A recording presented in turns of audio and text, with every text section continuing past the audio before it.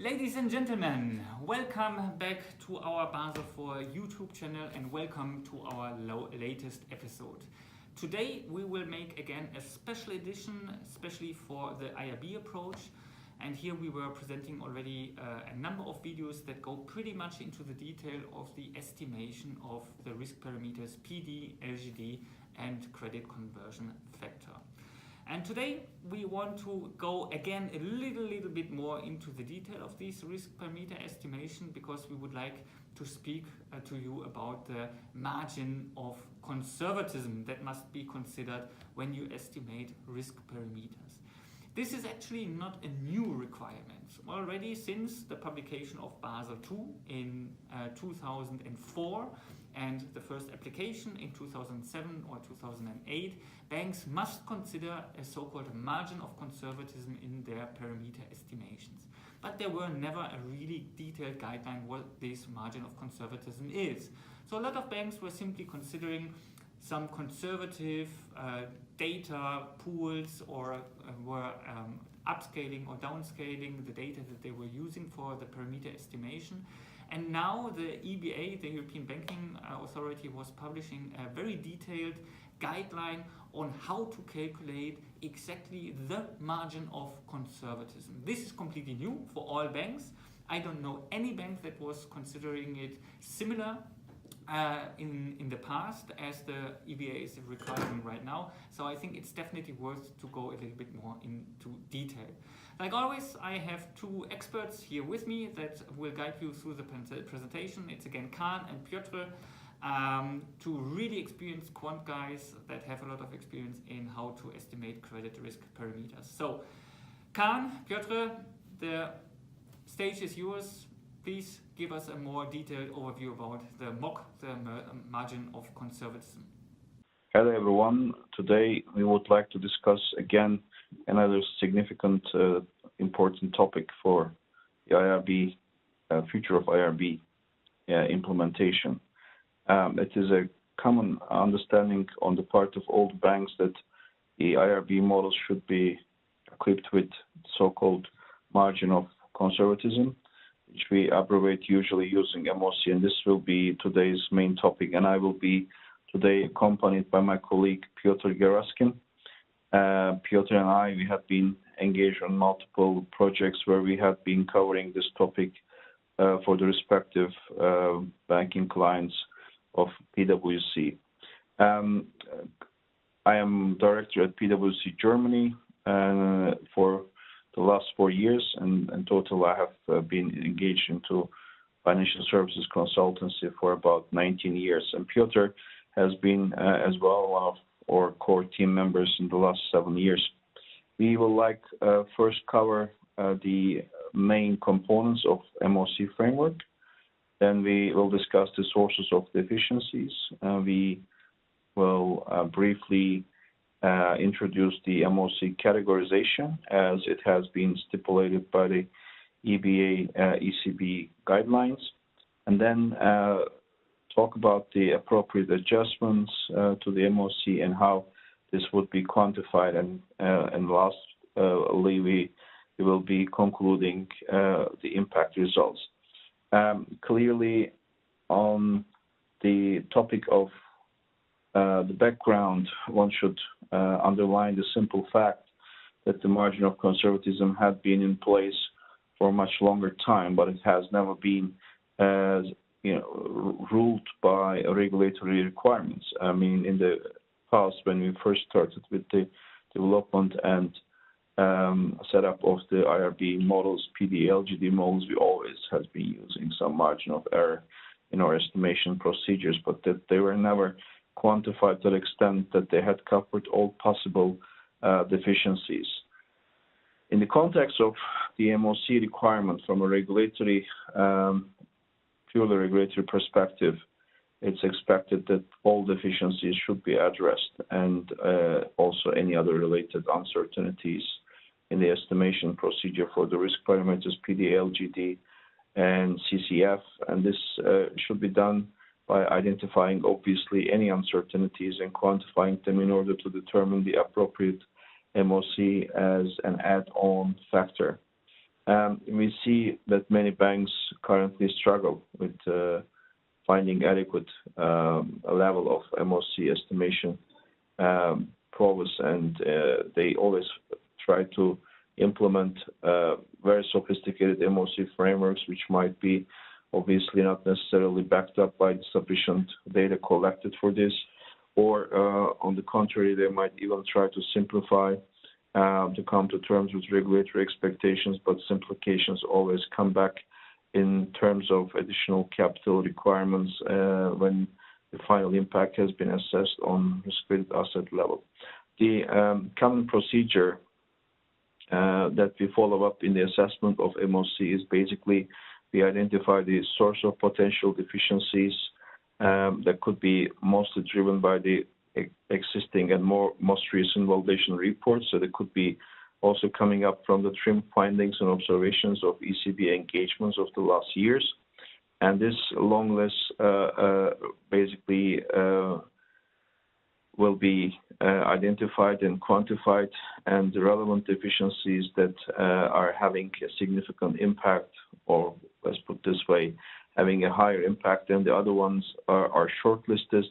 And this shortlist needs to be prioritized in terms of number of deficiencies, because obviously if we have 300 possible elements of deficiencies, we cannot quantify all of them, even if we have been looking into a high volume of data available for this estimation procedure.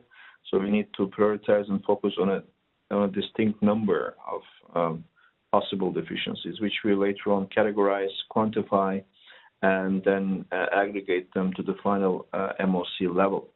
And on these topics, my colleague will, Petr, continue and will give you a deeper perspective what they really mean in technical and mathematical terms. Thank you, Kaan. So the first step to identify a universe of possible deficiencies is to go through all relevant internal and external modeling documentation. On the left part of the slide, you can see main types of documentation to be considered. This includes model development and validation documentation, internal audit reports, TRIM findings, and any other processes and policies-related documentation. When filtering the deficiencies based on their relevance, it's important to consider the following. Is the deficiency relevant for the currently analyzed portfolio? Has this deficiency been already addressed during recent model redevelopment or recalibration? This simple common sense filtering could help to avoid a lot of additional non-necessary work during future prioritization and quantification of deficiencies. As required by guidelines on PD&LGD estimation, MoC is divided into three categories, A, B, and C. The simplest one is category C, which represents general estimation error. Category A represents deficiencies related to data and methodologies. Data deficiencies are relevant for risk drivers, for example, LTVs, age of loans, etc.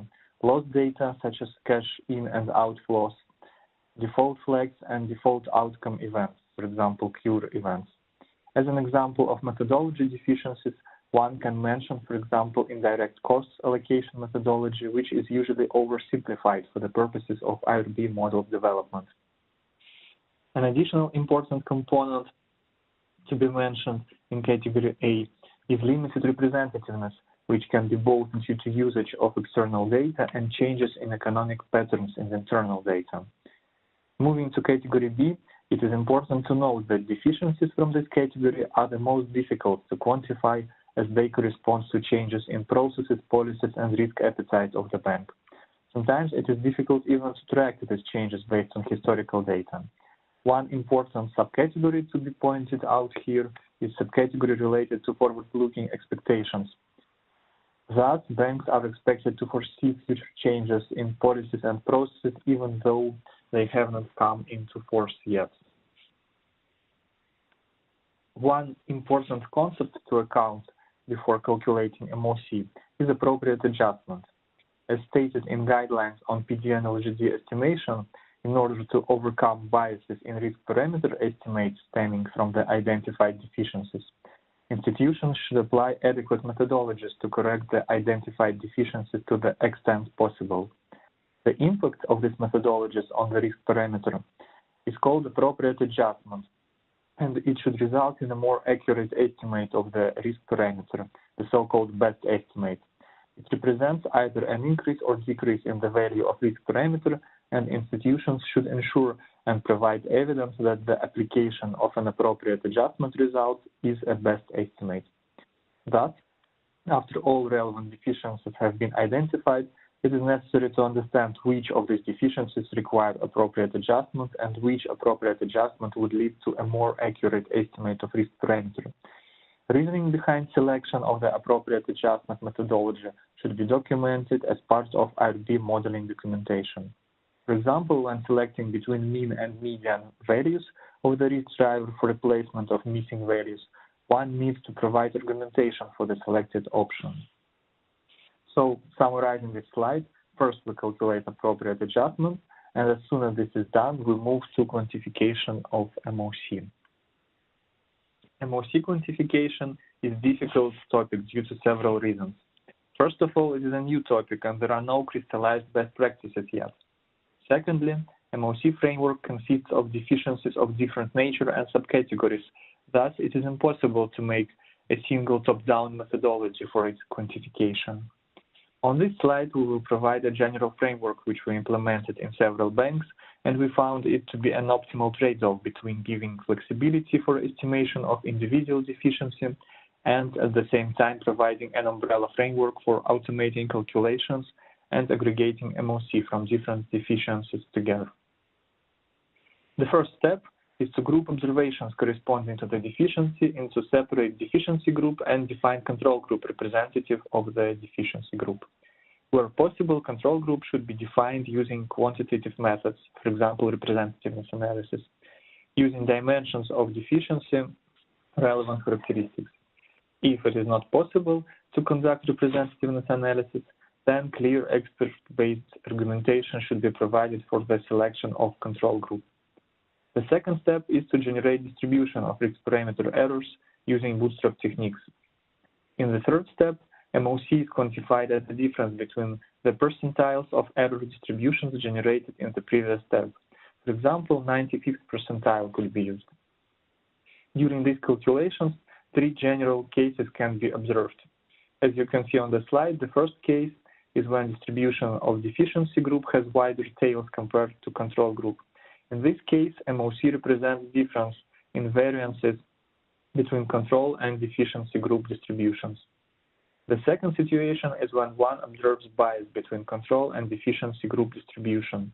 Even though we would have expected that this bias has been taken into account during calculation of appropriate adjustments, in reality it's not always the case. In this situation, bias should be taken into account in MoC calculation. Third option assumes that there exists both bias and difference in variances between control and deficiency group distributions. And in these situations, both bias and variance should be taken into account when quantifying MoC. Now I give word back to Kaan to conclude the presentation. Thank you for your attention. Our main conclusions I would like to briefly summarize here.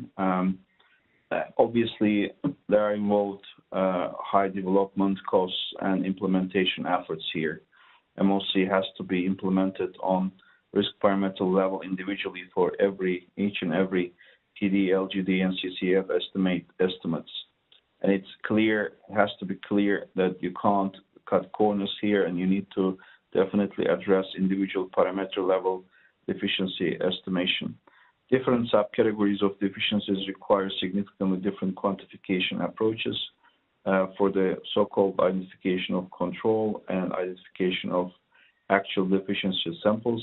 After each iteration of model recalibration, redevelop on new and previously non-existing deficiencies might be pumping up, so they need to additionally address here. However, one needs not to forget the simple basic fact: banks have to develop the MoC validation methodologies that are stipulated by the regulatory requirements as through TRIM guidelines, EBA, PDLGD draft guidelines, and is a concrete expectation on the part of ECB from all IRB banks that they should make their models conform to this requirement. The impact, obviously, this is a topic that's very much in the interest of all the banks and executives of the banks. The impact will be significant, and the impact will ultimately show up on the final risk-weighted asset estimation. Simplified methodologies can be a good starting point, but one should never forget the simple fact that they usually lead to much higher MoC estimates, which in return generate much higher risk-weighted assets. So henceforth, it's not always a recommended recipe. Here, we again thank you for listening to us and hope to that you join us again for our next recordings. Yeah, thank you very much, Kaan. Thank you very much, Petr, for this really impressive presentation about the margin of conservatism. As I was guessing already from the beginning, this is something completely new that all the banks have to consider now in their risk parameter estimations. And of course, depending on the height of the margin of conservatism, the impact on the risk-weighted assets can be also quite big. So it's very important that you implement these rules on how to consider the margin of conservatism very carefully for not having a too big impact on your risk-weighted assets. We, as PwC, we developed a very detailed method on how to consider the margin of conservatism, as you have seen already by the presentation of Kaan and Petr. So if you have any kind of questions regarding how to consider the margin of conservatism, please do not hesitate to contact us. We are more than happy to support you on this issue. I would like to thank Kaan again and Petr, great presentation, and I also would like to thank you, our audience, for your attention. I hope you enjoyed this episode on the margin of conservatism, and I hope you will watch also the next episode of our Basel IV YouTube channel. Thank you very much. Bye-bye.